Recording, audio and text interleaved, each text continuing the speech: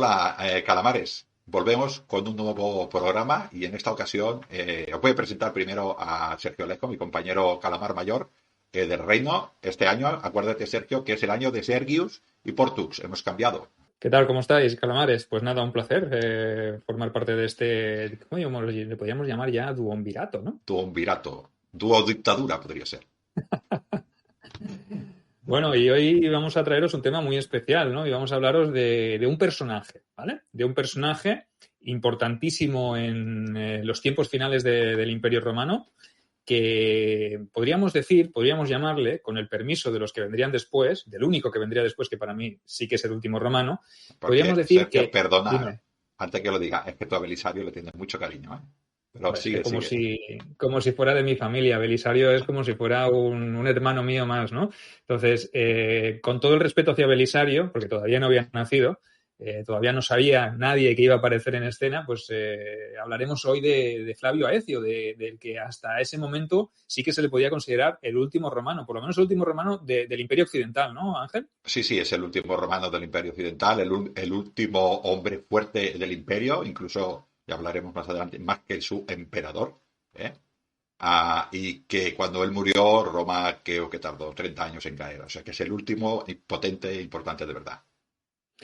Sí, ya como sabéis, para ambientarnos y para meternos un poquito en el contexto, debéis saber que cogeremos como margen pues un momento en el que el imperio ya estaba dividido, ¿no? En ese año 395 después de Cristo, como ya sabéis, el gran Teodosio I ya fragmentó y dividió antes de morir su imperio en dos facciones, en dos grandes porciones. Una cosa que ya se había hecho previamente, ¿vale? Que no era una cosa nueva, que él reunificó el imperio bajo su mando y luego a la hora de morir, pues decidió fragmentarlo otra vez y dividirlo entre sus dos hijos, ¿no? Sí, Honorio y Arcadio. sí, lo que es cierto, Sergio, es que anteriormente eran tetrarquías y diarquías y estas cosas, pero era el mismo imperio, pero con dos administraciones, y Teodosio ya, desde entonces, ya se dividió totalmente. Hasta la administración, es otro imperio. A partir de Teodosio son Imperio Romano de Occidente y Imperio Romano de Oriente. Estamos hablando finales del siglo IV, ¿no? Sí, correcto. Sí, son administraciones diferentes y ahora ya cada uno hace la guerra por su lado, ¿no? Cada uno tiene sus enemigos, cada uno se enfrentará a su situación crítica, cada uno tendrá sus problemas internos y aunque en ocasiones puntuales sí que acudirán el uno en ayuda de otro, serán cosas muy concretas, ¿no? No remará el Imperio Romano en el mismo sentido de la marcha. Eso es un gran error, ¿no? Quizá. Es un gran error. Yo lo que me hace mucha ilusión, entre comillas, es que yo ahora soy ya Ezio, todavía aprendiendo a luchar, y veo alanos, ¿no? Y veo brundios, y veo sajones, y veo francos, y veo alamanes, y veo vándalos, pero es que viene algo peor, ¿no? Por Oriente. Esto es algo peor que todo esto que he dicho. Claro, y es que si cogemos como margen, por ejemplo, como horquilla temporal para situar a nuestros videoyentes el año 422 después de Cristo, en ese momento se produce una cosa terrible, ¿no? Y es que, terrible para los romanos, entiendo, ¿no? Porque para los hunos, pues no lo era tanto, ¿no? En ese momento, uno de los líderes hunos, de nombre Rúa, que a la postre era el tío del conocidísimo y archienemigo de Roma, ese azote de las estepas llamado Atila, vemos que en ese 422 este tal Rúa ya estaba recibiendo unos pagos por parte de Constantinopla de unas 350 libras de oro anuales a cambio de mantener la paz. O sea, un tributo. O sea, que los romanos de Oriente estaban pagando tributo a este líder huno en el año 422. Es Sergio, terrible, ¿no, Ángel? sí, Yo es que Sergio, esto lo vemos aquí como algo quizá normalizado en este momento, pero duele, ¿no? Sergio, solo te digo que esto Trajano no lo hubiera hecho. Además, ya que Trajano no lo hubiera hecho, ya no digo, estamos hablando de muy atrás, pero la experiencia durante la anarquía militar de pagar oro a los partos para que no hicieran la guerra, nunca les fue bien, ¿no? Y ¿qué podía ir mal? Pues si yo te doy, por miedo te doy dinero, pues ¿yo qué hago? ¿Te pido qué? Por más. Más. Evidentemente, ¿no? Y eso en el 422, pero es que en el 434, o sea, solo 12 años más tarde, el mismo caudillo ya elevó el precio del tributo y los romanos de Oriente pues no aceptaron porque estaban, imagino, ya hasta el cuello de deudas y de tener que pagar Y obviamente, pues los hunos, ¿qué hicieron? Ángel, si no te pagan lo que tú pides. Pues a por ellos, claro. Cuando huelen la debilidad, pues dice, tú no me lo das, pues yo lo cojo. Y allí fueron. Se dedicaron a hacer sus razias, ¿no? Sus razias, sus ataques, sus campañas de terror, etcétera, etcétera, ¿no? Lo único que, por suerte para los romanos, pues este Rúa falleció al cabo de poco tiempo, ¿vale? Y la presión de los hunos, pues pareció disminuir en las fronteras, aunque, claro, esa calma pues era el preludio de lo que tendría que venir después, ¿no? Porque realmente, ¿qué vino después? ¿O quiénes vinieron después, Ángel? Porque luego vino una situación también un poco compleja dentro de los hunos. Sí, me ha hecho mucha gracia porque has dicho por suerte.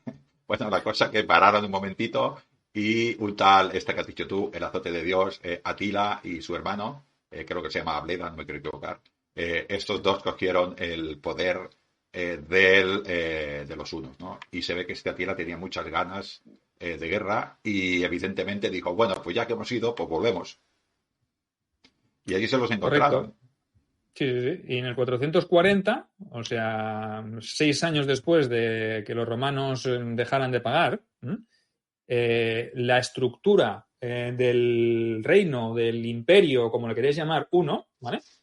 Vuelve a estar bien conformada y se vuelven a crecer, vuelven a pedir al Imperio de Oriente que pague tributo, y esta vez, si en el 422 eran 350 libras de oro lo que pedían al año, en esta vez ya están pidiéndole 700 libras de oro al año. Sí, eso es la inflación, Sergio, esto es la inflación. Claro. Más los pagos atrasados, ¿no? Sí, es la inflación, sí. Bueno, la cosa es que intentó Aníbal cobrarse. Ay, perdón, Atila. Aníbal, es que tengo miedo de toda esta gente. Es otro azote, sí. ¿No? De Roma. Sí. Atila hizo todo el daño que pudo, ¿no? Y bueno, consiguió bastante dinero. Creo que en ese momento hubo una cosa muy importante en Constantinopla. Estamos hablando de que tenéis por allí Atila, ¿no? Que hubo un buen terremoto, ¿no?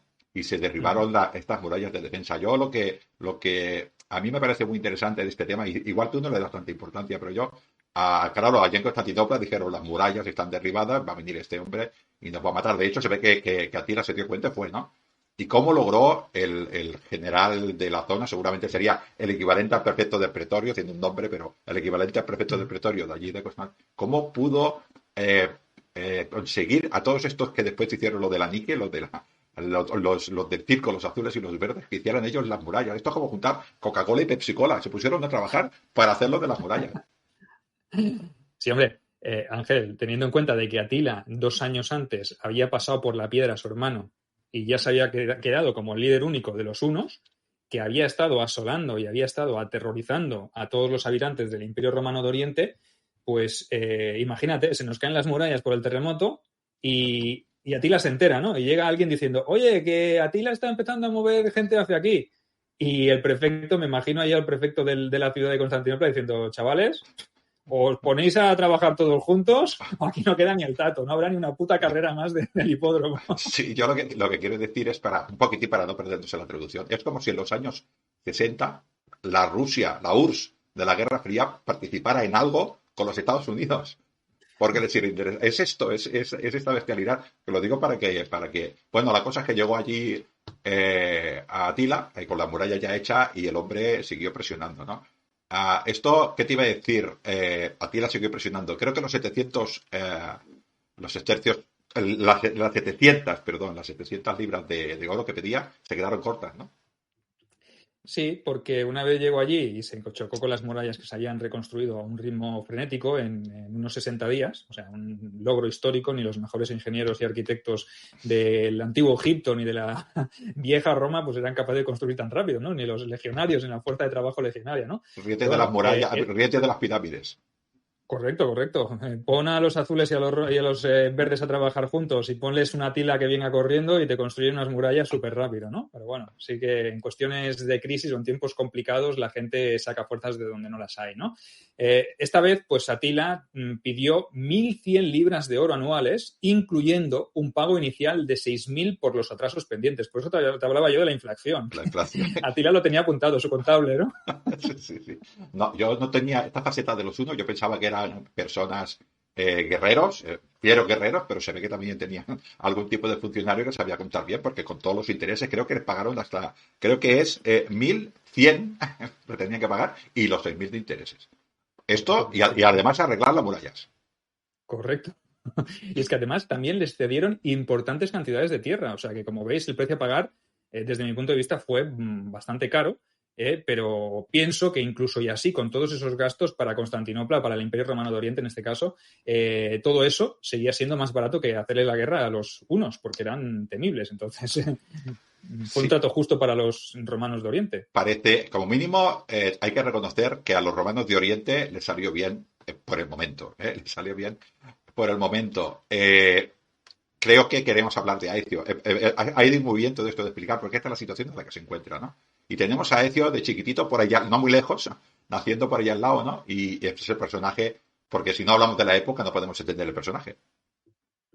Correcto, es complejo, pero era necesaria hacer esta introducción. Saber que Aecio nace en un momento de relativa calma. Él nace en torno al 396 en la ciudad de Durostorum, en la provincia romana de Estitia Menor, y en el seno de una familia noble. O sea, que es un chaval que nace en un entorno, podríamos decir, acomodado, que es fue hijo de un militar que llegó a ostentar el cargo de Magister Militum de las Galias. Y su madre era la hija de un acaudalado senador de la zona de la Galia. O sea que, bueno, nace en un entorno bastante cómodo, ¿no? En ese año 396, justo un año después de que se divida el imperio, ¿vale? De él sabemos que también que fue entregado en esa política de alianzas y de rehenes y todo, primero a Alarico, o sea, imaginaos, le entregan a Alarico, al poderoso rey de los visigodos. Y posteriormente también se le entrega en esa política de intercambio de hijos, ¿vale? A un jefe tribal huno. Entonces, pese a eso, pese a que está con los visigodos y está con los hunos, debemos decir que es educado completamente a la manera romana, ¿vale? Aunque ese tiempo que pasa con unos y con visigodos le sirven muchísimo, porque él se chupa todas las tradiciones, todas las costumbres, todos los secretos de esos que algún día serán sus enemigos. Sí, esto, salvando la distancia, podría ser una especie de Arminio, ¿no? Que sabe cómo funcionan las legiones romanas, en este caso de Augusto, y luego se aprovecha siendo enemigo de las legiones. Esto sería un poquitín igual. Él luego, cuando lucha con todos estos bárbaros desde el punto de vista romano, es lo que dices tú, sabe esos puntos, sabe esa manera de trabajar, esa manera de coordinarse, y además cosas internas, probablemente cosas de logística que nos perdemos, ¿no? Y cosas de pactos con otros líderes que a veces, cuando hablamos de batalla, no le damos importancia, pero saber hablar con quién y cuánto también es muy importante para las alianzas. Correcto. Y te ayuda a entender un poquito la manera de pensar de ese enemigo, ¿no? Entonces es como un Arminio, pero a la inversa. El Arminio a la romana, ¿no? En este caso, los romanos aquí podemos ver el ejemplo de Arminio, pero del favor o del lado de los romanos, porque ayudará a Aecio a entender un poco a sus enemigos y luego le vendrá muy bien. Bueno, la cuestión es que este Aecio aprendió a cabalgar de los hunos, aprendió también de ellos a disparar con arco y estableció pues unas relaciones, como ha dicho Ángel, muy importantes que le servirían en el futuro, ¿no? Pero volvamos a la situación del Imperio Romano de Occidente. ¿Qué sucede cuando muere el emperador Honorio? Evidentemente, pues se produce un vacío de poder y hay dos candidatos a ocupar la púrpura, en este caso un tal Juan y un tal Valentiniano, ¿vale? Sí. Esos son los dos candidatos, ¿vale? Otra vez guerra civil, raro, ¿no? Es curioso esto, ¿no? Pero Aecio, ¿qué hace? ¿Se equivoca o acierta? ¿A qué bando? Yo creo que, bueno, a lo mejor esto nuestros videoyentes no lo saben, pero Aecio se decanta por Juan, por la candidatura de Juan, y todos sabéis que acaba siendo el hombre más poderoso de la corte de Valentiniano III. Entonces, esto ya nos da una pista, ¿no? O sea que... Sí. Es curioso porque Aecio va por mercenarios, hasta mercenarios 1, que luego los vuelve a utilizar, por lo que dices tú, los conoce, y él es capaz de ir, voy a apoyar a mi nuevo señor, que seguramente le prometió algo a este tal Juan, y luego gana el otro. Y lo curioso es que... por algún motivo, es lo que dices tú, llegó a ser el hombre más importante, yo creo que llegó a ser más importante que el emperador, como Belisario, casi, es curioso. ¿Cómo no acabó muerto? Sí, porque el propio Valentiniano se da cuenta de que no puede tener en contra a un tipo tan poderoso que es capaz de mover ejércitos de mercenarios tan grandes. Entonces, pese a que Juan es apresado y ejecutado por el propio Valentiniano, hay constancia de que el nuevo emperador establece unas negociaciones con con Aecio, y a cambio de no reiniciar una guerra que hubiese sido sangrienta, pues le nombra Magister Militum por las Galias, o sea, como su padre en su día, o sea, que le da una recompensa, ¿no? Sí, quizás, Sergio, recordar Dime. que el Magister Militum por la Galia era prácticamente el cargo más importante militar de la época, donde había más hombres, donde había más problemas en esa época. Estaba la parte de Panonia, bueno, la parte del Danubio, que también era importante, y luego estaba la parte de África, pero la más importante era la Galia, o sea, que era el que tenía más ejército, para que nos entendamos, de Occidente, que es importante el cargo. El cargo, el tema de Magister Militum viene a ser pues una especie de general en jefe, ¿no? Sería como una especie de comandante, ¿no? Y en ese momento en el Imperio, en el Imperio Romano de Occidente, a ver, seamos concretos, hay como 3 zonas o 3 regiones que están encabezadas cada una por un Magister Militum, ¿vale? Hay 3 hombres poderosos, siendo uno de ellos Aecio en la Galia, un tal Félix que estaba como jefe o comandante en jefe de la zona de Italia, y Bonifacio, que se hacía lo propio en la zona de África, ¿no? ¿Y qué ocurre, Ángel? ¿Qué ocurre aquí? Que claro, Yo, 3 son muchos, ¿no? a ver, Para tener sí. el poder. Yo, conociendo a los romanos como los conozco y viniendo de esta época tan bonita, no puede haber, esto sería una triarquía de generales, para que nos entendamos, una triageneralcía, ¿no? Y solo puede quedar uno. 3 hombres entran, uno sale, tal como te lo cuento. Correcto. Sí, por ejemplo, sabemos que la madre del emperador, de Valentiniano III, que sonará seguramente este nombre, no fue otra que Gala Placidia, la famosa Gala Placidia.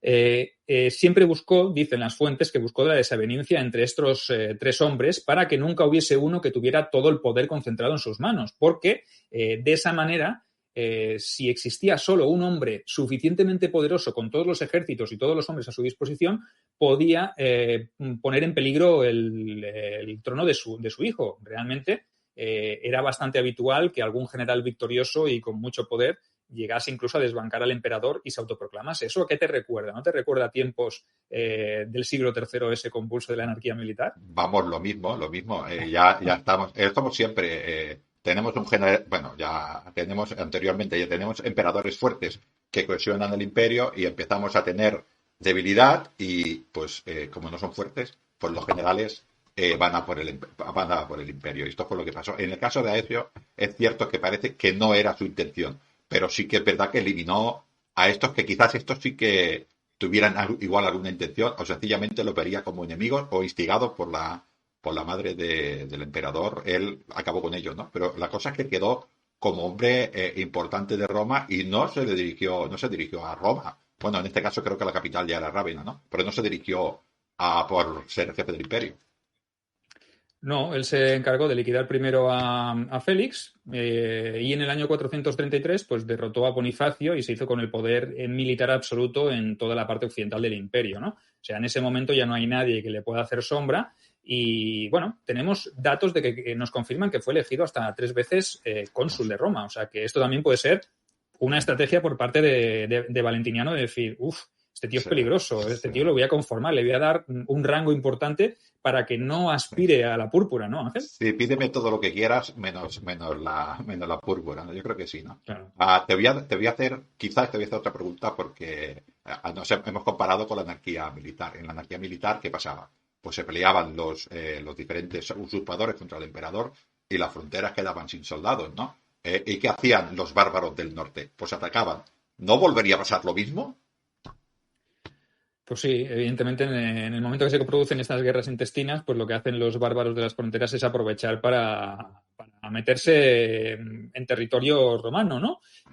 Mientras se merma el poder interno, pues las fronteras empiezan a estar desguarnecidas y eso provoca bueno, un coladero, ¿no? Y en este caso, pues por ejemplo, los visigodos, los godos de Occidente, aprovecharon para atacar territorios romanos. Por ejemplo, también los burgundios, los francos, entraron en las fronteras y también pusieron a los romanos en serias dificultades. Y además, acordaros de aquellos tiempos en los cuales ya se habían colado en el año 407 aproximadamente. Recordad que se coló suevos, vándalos, alanos, toda aquella invasión que aprovechó la Nochevieja del año 405, 406 al 407 y entraron incluso hasta Hispania. Acordaros esas grandes invasiones, ¿no? Pues esos suevos que se habían instalado en Hispania seguían haciendo también de las suyas y a partir del 429, pues esta tribu era la más poderosa de la provincia romana de Hispania, y en gran medida pues porque los vándalos y los alanos, recordad que habían ido bajando hacia el sur y habían llegado incluso a cruzar hacia el norte de África, ¿no?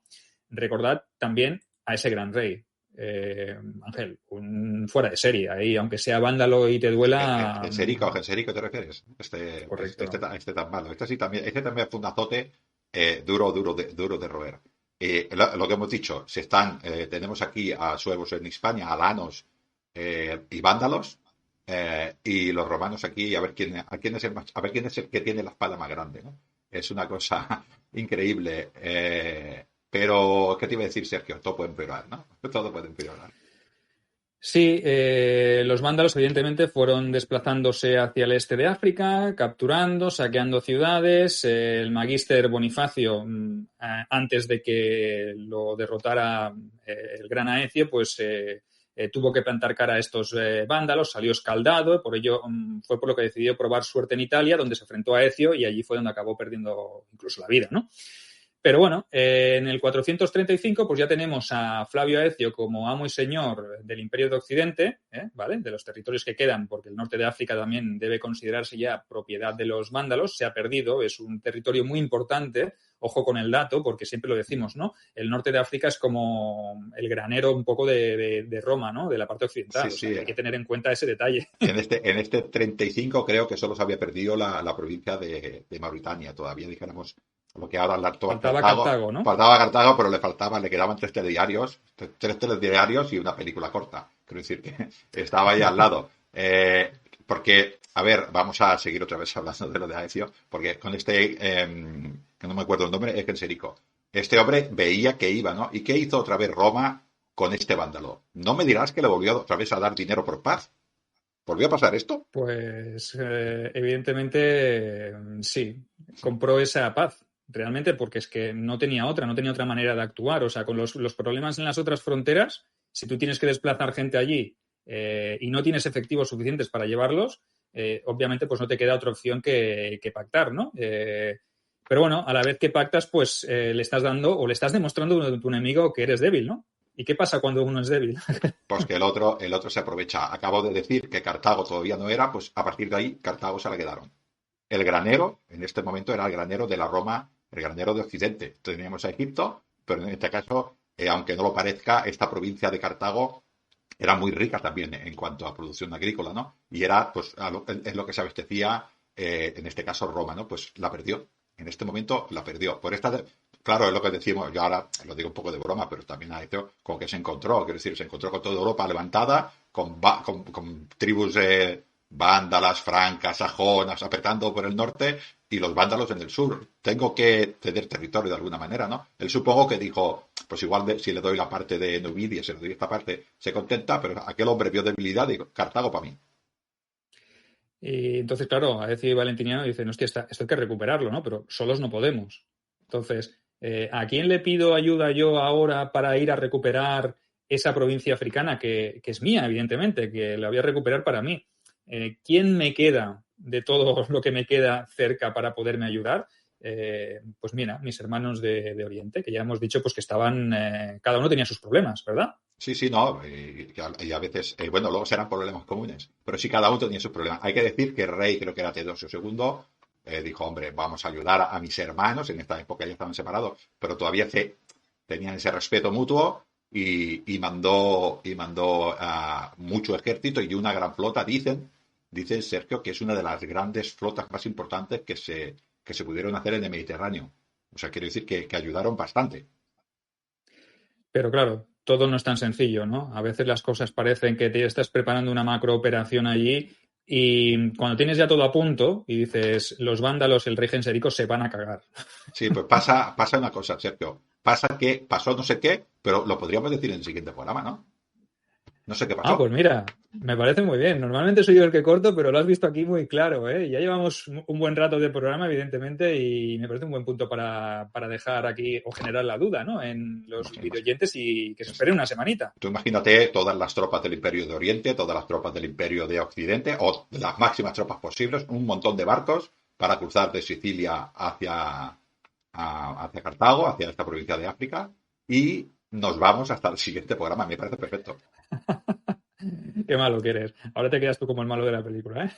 Pues sí, Bueno, recordad, suscribíos a los canales, al canal de Sergio de YouTube y a mi canal de iVoox, que recuperaremos todos estos programas en otro formato más portable, porque hay gente para todo, ¿no?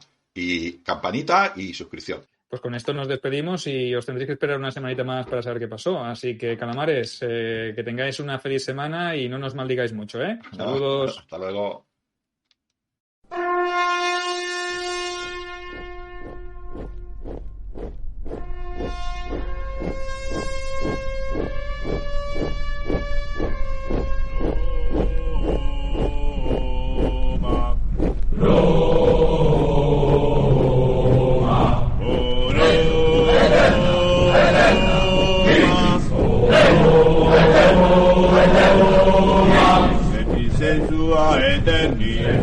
Sua eterni, corda nostra solum tibi, lepti sensua eterni, vita nostra solum tibi, Leo eterna, victis, Leo eterna, victis, Leo eterna, victis, Leo eterna, Fermentes tos alivia, volat aquila legionu, supra terra Britanorum, volat aquila legionu, Leo eterna, victis, Leo eterna,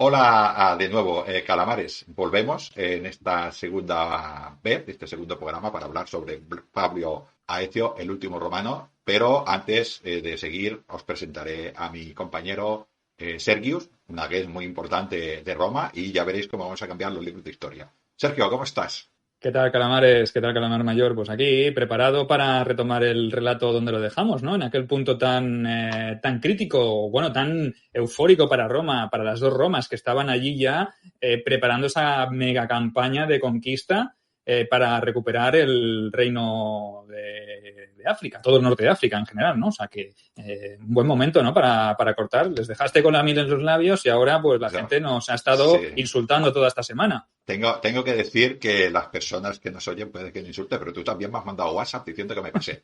Pero bueno, yo lo llevo bien, soy duro, soy de las legiones panonias. Pues bueno, lo que te decía, Sergio, tenemos allí a tropas de un montón de soldados de Oriente y de Occidente, los barcos preparados, y vemos a Ezio allí en su tienda de Sicilia diciendo que venga el general oriental, que vamos a embarcarnos y para irnos hacia Cartago. ¿Y qué pasó? Entonces llega el general de Oriente y dice, oye, perdona, Flavio, Dios, mira, que tengo que decirte una cosa, ¿no? Que mira, acabo de recibir una misiva de Teodosio que me está diciendo que tenemos a los unos ad portas. O sea, que te vas a quedar aquí con la mitad de la flota o con una cuarta parte porque nosotros hemos puesto casi toda la flota y vamos, que tenemos problemas en casa. O sea, que cada uno, que como se dice vulgarmente, ¿no? Que... O sea, que... Totalmente. Y entonces eso se iba a convertir en una invasión y al final, pues desde Roma demostrando fortaleza que no sea, a ver, porque la historia da muchas vueltas. En vez de atacar Cartago, igual esta vez no quisieron pagar con oro, sino pagar con un pacto matrimonial. Pudiera ser. Bueno, son las opciones que te quedan, ¿no? Y es que ahí Valentiniano pues no le quedó más opción que ofrecerle algo a Genserico para recuperar un poco el abastecimiento de grano, ¿no? Y le ofreció ni más ni menos que a su propia hija, Eudocia, ¿no? Para que se casara con el hijo de Genserico, que se llamaba Unerico, ¿vale? O sea que hasta aquí todo normal, ¿no? Sí, pero se puede complicar más todavía, ¿verdad? Este hombre no estaba casado con una princesa goda, buena princesa. Con la hija de Teodorico, con una de las hijas de Teodorico, el grande. O sea que hubo divorcio. digamos, de mutuo acuerdo sería el divorcio. Bueno, divorcio, yo pienso más que empaquetaron a la novia y se la enviaron de regreso en un barco, pero con alguna tara, ¿no? Que dijeron, ¿no? ¿Qué le hicieron a la pobre hija de Teodorico? Ángel, me parece una atrocidad. Dice que le cortaron las orejas y la nariz y se la enviaron a su padre. Se ve que creo que entre los vándalos y los godos no había buena relación a partir de entonces. Es solo una apreciación subjetiva mía.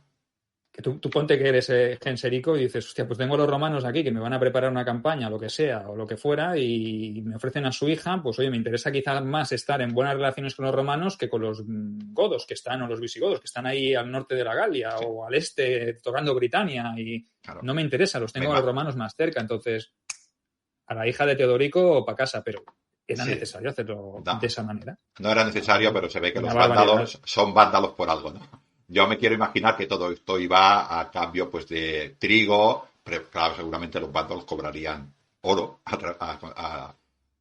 por este trigo o por estos alimentos, pero como mínimo Roma sí que tenía ese suministro de alimentos que de la otra manera hubiera supuesto hambre para la plebe romana, ¿no? Esta plebe triguera que vivía prácticamente desde el Estado, porque no tenía otra ocasión. Yo creo que viene por aquí, ¿no? Pero la cosa no está tranquila tampoco, ¿no? Hemos dicho que tenemos a los hunos en Oriente, ¿no? Y a este igual se las prometía muy tranquilas, pero evidentemente estamos hablando de historia y siguen pasando cosas. No, evidentemente, una vez pactado el tema con los vándalos, pues los problemas siguen siendo otros, ¿no? Y el bueno de Flavio Aecio, pues era un hombre inteligente, era un hombre hábil, capaz, pero tampoco tenía tiempo de estarse quieto. Es decir, no tuvo muchos periodos de paz durante esos años que estuvo como Magister Militum, sino que tuvo que combatir, como hemos dicho antes, contra francos, alamanes, visigodos, burgundios, suevos, además de aquellas míticas y conocidísimas vagaudas que venían ya del siglo III, que las nombramos con Carlos de Miguel en los podcasts de ese periodo de la anarquía militar, ¿no? Pues aún en este siglo V, en este primera mitad del siglo V, siguen habiendo todavía movimientos de vagaudas en toda la zona de Hispania y de la Galia que dificultan también el tema, ¿no? Yo he oído, Sergio, por las cantinas de Roma, del Aventino, que ya sabes que a mí me gusta ir mucho por esas cantinas, dicen que Flavio Aecio dormía con la armadura, que ni se la quitaba. Correcto, eso decían. Dicen las malas lenguas, ¿no? Que tiene tan poco tiempo libre y que está tan constantemente en guerra que no puede ni quitarse la armadura, que es como su segunda piel, la coraza, ¿no? O sea, que esto es una habladuría, pero quizás se acerque más a la realidad de lo que te imagines. O sea, que lo que dicen esos cotillas de taberna, pues es porque a lo mejor más de uno es un veterano que ha dormido o ha luchado con él y lo ha visto dormir y pasearse todo el día por el campamento con la coraza puesta, ¿no? Entonces, sí, se le giró trabajo, ¿no? Podemos decir al pobre Aecio. Sí, supongo que cobraría mucho como Magister Militum de la Galia. Dicen que trabajaba 26 horas al día y luchó, tuvo éxitos, ¿no?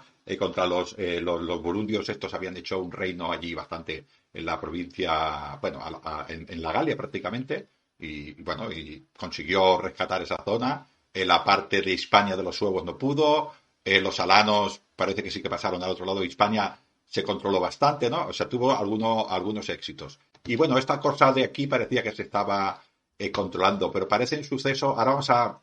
Antes te lo he comparado con Arminio, ¿no? Ahora podemos hablar, Sergio, si quieres, estas veces en que las mujeres intervienen o dicen las fuentes, porque ya sabes cómo va esto de las fuentes, que quizás las mujeres intervienen en esto, ¿no? Y esto sería un poco como una Helena de Troya, pero en el caso con Atila y la hermana del emperador.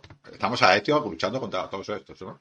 Y la hermana del emperador dice las malas lenguas que concertó un matrimonio, pudiera ser con Atila, pudiera ser. Correcto, y es que en ese momento donde Atila estaba en Oriente y estaba asediando a los romanos de Oriente, no se le ocurre otra cosa a Honoria, en el caso de que sea cierto. Evidentemente, aquí siempre podemos poner las cosas o la información en tela de juicio, porque quizá Atila ya tenía pensado venir a Occidente porque en Oriente ya había hecho todo lo que tenía que hacer y se le quedaba pequeño ese espacio, ¿no? Y dijo, pues voy a ir hacia Occidente y aprovecho para saquear allí como un campeón. Yo, Sergio, claro, te lo he comentado antes, fuera de línea, yo creo que fue el oro oriental de Teodosio que le hizo llegar el anillo y le dijo, Honoria creo que se llamaba, que quiere casarse, ¿no? Que se quiere casar contigo en Occidente. Y el ojo dijo, hombre, pues si se casa la hermana del emperador conmigo, Pues Occidente para mí. Me pertoca una mitad, ¿no? Pues Claro. bueno, me toca la mitad de ese imperio occidental, ¿no? Bueno, ya fuera de una manera o fuera de otra, ya hubiese aquí mediado el emperador de Oriente, hubiese mediado la propia Honoria, que dicen que, las fuentes dicen que estaba casada con un senador romano que era opositor de Valentiniano y que Valentiniano mandó su ejecución y que ella, por venganza, le ofreció a Atila pues, ese matrimonio que le daría pues, la mitad del Imperio Romano de Occidente. No sé, lo veo muy dramático, ¿no? Lo veo yo como muy peliculero, ¿no? Yo desconozco la fuente que es, pero si fue la Asteria Augusta, como la escribieron allí, igual es mala prensa de este imperio, ¿no? La cosa cierta es que Atila, reclamando eso, dejó en paz a los de el Imperio Romano de Oriente, o los dejó bastante tranquilos, y se vino para Occidente. Con lo cual, si lo hizo Teodosio, le salió muy bien. Y si lo hizo la hermana del emperador, Honoria, le salió muy mal. Correcto, ¿no? En el 451 pues ya tenemos a Atila y a sus hordas en marcha cruzando el Rin, precisamente.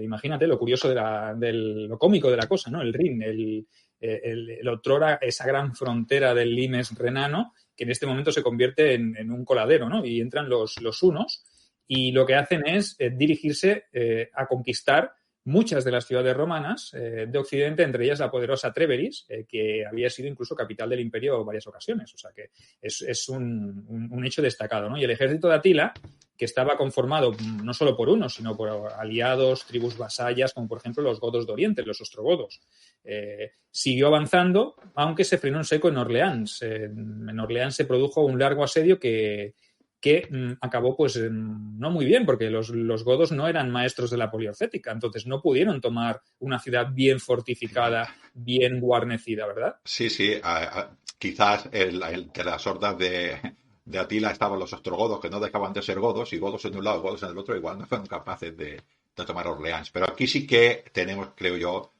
Aecio ya ha demostrado que es un militar potente, pero yo creo que aquí militarmente, evidentemente, lo hizo bien. Pero aquí entró el político importante porque consiguió muchísimos. Roma ya no tenía mucho ejército, ¿no? Y consiguió muchísimos aliados para Roma y los convenció de que Atila, de que los hunos eran peor que Roma para los godos, por ejemplo, ¿no? Y otros aliados. Correcto, imagínate, ¿no? A lo mejor tiro de foedus, de viejos tratados, ¿no? Por los cuales los visigodos habían servido a Roma antaño, ¿no? Como aliados y se les habían concedido tierras, etcétera, etcétera, ¿no? Entonces, sí que es verdad que consiguió hacer un mejunje de ejército, ¿vale? Un ejército a lo Pancho Villa, ¿vale? Ahí cogiendo un poquito de aquí, un poquito de allá, pactando con este, pactando con el otro. O sea, que en el ejército que presentó había francos, burgundios, dime. Te iba a preguntar, ¿en la lista has puesto a pinas romanos? Había unos cuantos romanos, había un destacamento de guardia palatina, o sea que no había demasiado más. Vale. Es que he visto la lista del guión que has hecho y no he visto romanos. Digo, Aecio era romano. Sí, bueno, Aecio y su escolta personal, lo demás. Y sus muchachos. Y sus muchachos, que decía que miraba a un lado y miraba a otro y los podía contar con los dedos de una mano, ¿no? O sea que tampoco tenía un destacamento demasiado potente, ¿no? Sí que reunió visigodos, francos, burgundios, alanos, sajones. Aunque el núcleo más fuerte de ese ejército que reunió estaba dirigido por el rey Teodorico, o sea, eran los visigodos, ¿no? Que eran los que nutrieron con más efectivos ese ejército pluritribal, multiétnico y de todo menos romano, ¿vale? Que sirvió para poner freno al avance del ejército de Atila, ¿no? Y el 20 de junio del año 451, los dos ejércitos se plantaron cara a cara en lo que se conoce o se conocía como los campos cataláunicos, que en aquel tiempo se les llamaba los campus o el campus Mauracius, ¿vale? Esto es el nombre antiguo. El nombre moderno con el que se conoce esta batalla es la batalla de Chalons en Champagne, que es el lugar o la población actual de la localización de donde se produjo esa temible batalla. Una de las más grandes de la tardo antigüedad, ¿verdad? Sí, se dicen en las fuentes que 50.000, 60.000 por un lado y 50.000, 70.000 por el otro. Creo que podríamos obviar la batalla, Sergio, y así dejamos. Sí. Me vuelve otra vez a obviar nuestros oyentes. La dejamos para unas grandes batallas de las legiones de Roma, ¿no? Muy bien, porque no hay muchas legiones de Roma aquí, pero bueno, Aecio y sus muchachos en los campos catalaúnicos, ¿vale? Creo que es muy, muy interesante, ¿no? Pero decir que la batalla tuvo varias alternativas e incluso murió el rey Godo allí y se produjo en el campo de batalla el cambio de reinos, son cosas increíbles y sí que es verdad que perdió Atila, pero tampoco quedó destruido. Quiero decir que este sería el resultado real de la batalla. No vamos a entrar en más detalles, pero creo que es muy importante. Quizás el único comentario que diré que de parte de Aecio creo que corrió la voz de que Atila incluso encendió una pira para lanzarse para no caer prisionero. Mala prensa, creo yo. Pero esto fue la batalla que es muy importante y la tocaremos. Bueno, pues sí, pese a haber sido frenado el avance de Atila, no derrotado, como dices tú bien Ángel, simplemente fue un revés. Atila y su ejército pues seguían siendo numerosos y estaban aún motivados. Así que en el año 452 volvieron a la carga, pero en aquella ocasión no fueron a las Galias, sino que se dirigieron al norte de Italia y volvieron a saquear en esa campaña en el 452 y cayeron ciudades como Aquilea, Mediolanum, la famosa Milán, y la capital Rávena pues no fue atacada, ¿vale? De momento se mantuvo. Es curioso lo de Rávena, ¿no? Quizás es que era muy difícil atacar, ¿no? Porque Rávena está rodeada de muchos pantanos y, bueno, debe ser difícil, pero o quizás Sergio, que Roma era el prestigio realmente, o sea, conquistar Roma quizás era el máximo prestigio para Atila, ¿no? Más que conquistar Rávena. Total, si se hubiera dirigido hacia Rávena, el emperador se va a otro sitio y ya está. Correcto. Bueno, la cuestión en que tras unos pocos meses los hunos se retiraron, ¿vale? De nuevo a sus tierras, quizá por escasez de víveres y también hay algunas fuentes que dicen pues por las epidemias, ¿no? Por alguna epidemia, algún brote de alguna epidemia de esas que había en la antigüedad que les hicieron pues tener que recular un poquito, ¿no? Bueno, aunque no hubieran derrotado a Atila, por lo menos los romanos de Occidente podemos afirmar que no les pagaban tributo por mantener la paz, ya que les habían plantado cara y no habían cedido al chantaje que sí que estaban haciendo los romanos de Oriente, que los romanos de Oriente, recordad que habían estado pagando durante mucho tiempo.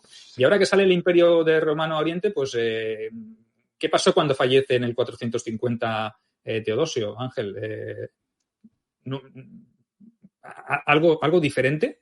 ¿Hay un cambio en la política por parte del Imperio Romano de Oriente hacia los hunos? Sí, el Imperio Romano de Oriente, que estaba pagando este tributo, deja de pagar ese tributo a los hunos y además también parece que dicen las fuentes que le echó también una mano también al Imperio Romano también de Occidente. Quizás el disponer de ese dinero pues le permitía estas pequeñas ayudas, ¿no? Por lo cual quizás el hecho de que Atila, que tenía esta fama de invencible, no fuera capaz de hacer estas dos campañas, la de la Galia y la de Roma, retirarse probablemente, como dices tú, si fue por la peste no tiene culpa nadie, pero ya no ganó esas campañas que hasta entonces los había ganado todos. Este hombre cambió esta política, ya no te pago y además mi amigo o mis hermanos de Occidente van a contar como mínimo con un poco de ayuda. Esto es un cambio de situación. Correcto. Esto lo hizo el sucesor de Teodosio II, que era un tal Marciano, ¿vale? Que fue el que se hizo con la púrpura, ¿vale? Que era un militar, ¿vale? Y que tomó esta decisión de no pagar tributo a los hunos y encima pues ayudó a Ecio en el 452 prestándole pues efectivos para tratar de entre los dos mitigar un poco la amenaza de los hunos, que me parece una política bastante inteligente, ¿no? En este momento o en un momento donde las cosas estaban demostrando que se podían cambiar, ¿no? Que las Romas unidas pues podían volver a intentar frenar a un enemigo tan temible como había sido Atila. Sí, es interesante. Y luego ya, como hemos dicho, han venido épocas mejores y luego incluso a Atila también hemos visto que los dos imperios se unen, dejan de pagar. Supongo que esto... A ver, las fuentes dicen que Atila murió después de una boda, de una borrachera bastante fuerte, ¿no? A mí me da la sensación de que murió de muerte, porque cuando a uno lo asesinan, se muere. Porque luego hubo guerras civiles entre estos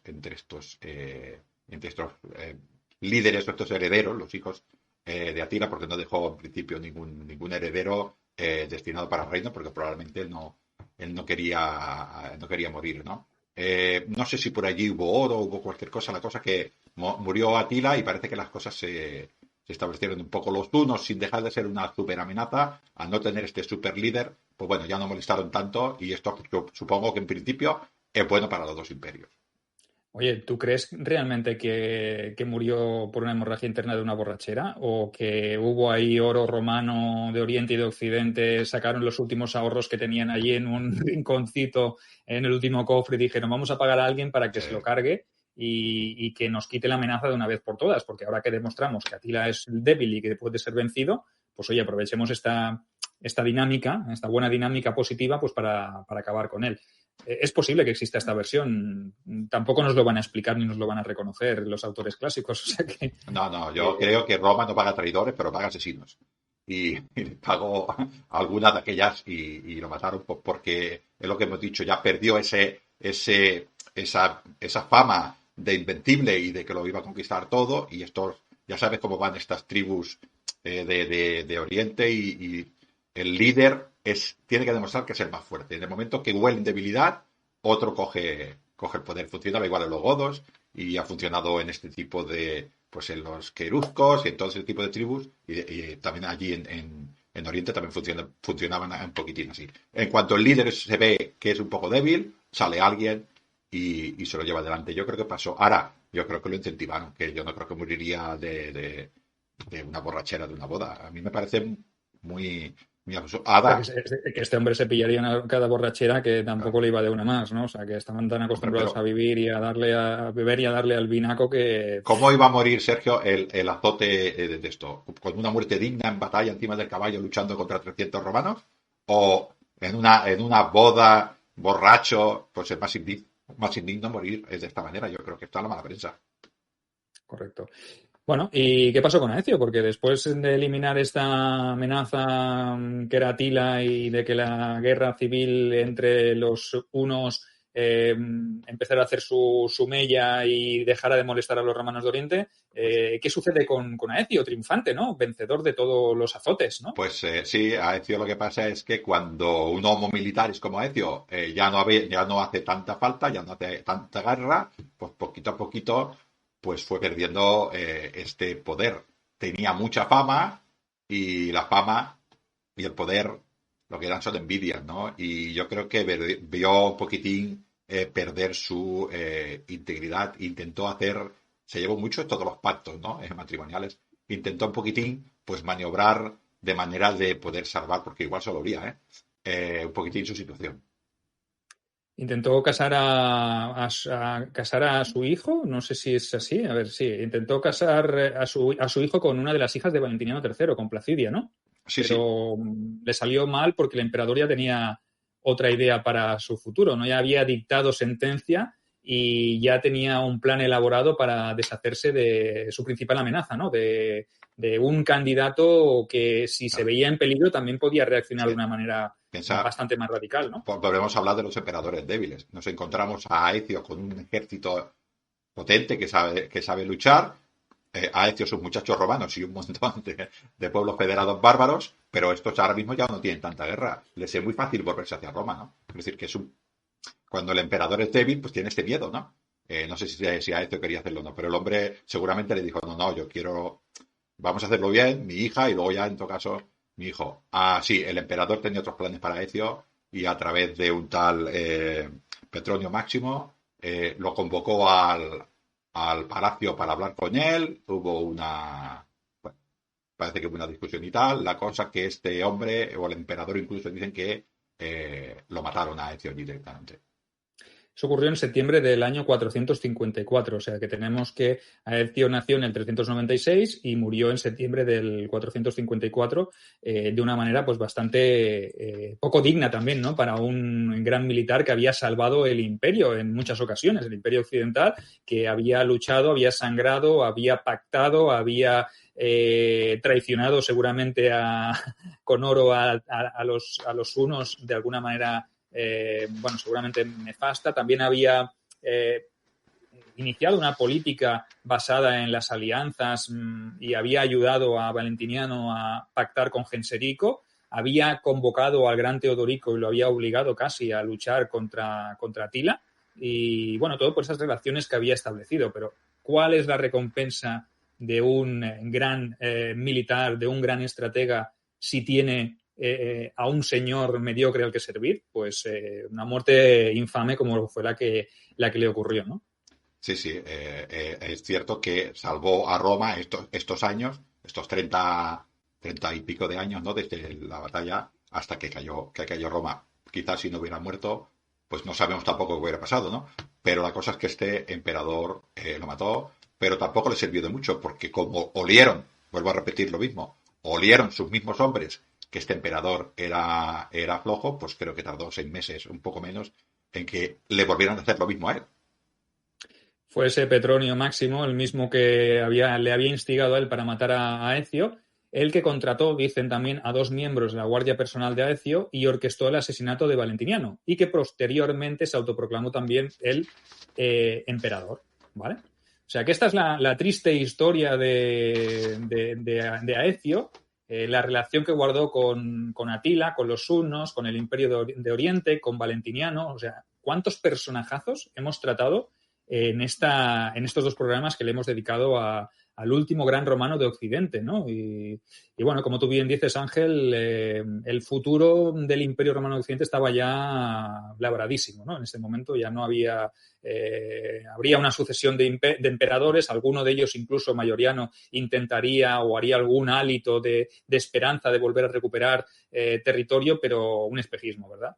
Sí, este emperador es cierto que hizo unas conquistas y recuperó muchísima parte, menos el reino suevo, que sería, digamos, lo que sería parte de Portugal y Galicia, y el reino godo, que estaría en la parte del Cantábrico de Francia. Prácticamente el resto del imperio, bueno, y Cartago, que se la quedaron los vándalos, el resto del imperio se recuperó. Pero es una conquista efímera, porque Roma duró desde la muerte de Aecio hasta que cayó Roma, creo que pasan 31 años, ¿no? Yo creo que Aecio es... en esa época en la que Roma ya no tenía prácticamente, como has dicho tú, lo hemos dicho de broma, ¿no? Aecio y sus muchachos, pocas tropas romanas, realmente romanas de pro, y casi todos los demás eran pueblos que eran ejército romano, ¿no? Pero eran ya directamente pueblos bárbaros, ¿no? Y él fue capaz de ganar todas estas tierras para Roma, o de aguantar Roma, con todo este tipo de pueblos, con lo cual, tanto militarmente como a nivel político y a nivel de pactos, conocía muy bien a estos pueblos y logró que estos mismos pueblos defendieran a Roma. Bueno, esperamos que os haya gustado esta entrega dedicada a Flavio Aecio. Volveremos con más personajes de la historia de Roma, porque creemos que también es un tema que puede ser interesante. Y recordad, sobre todo, suscribíos al canal si queréis seguir viendo los vídeos. Tenéis también entre semana nuestros calamares a la Romana Express, que sabemos que os están gustando y que os estáis disfrutando. O sea que más no se puede pedir. Suscribíos al canal y suscribíos al canal de Ángel en iVoox, a Lignum en Roma, donde se van recuperando los audios que vamos, o los vídeos en formato audio para que los podáis ver. Sin más, Ángel, ¿algo que alegar antes de irnos? No, que vendrán más batallas y vendrán más generales. Pues nada, un placer, calamares. Cuidaros mucho y hasta la siguiente. Hasta luego.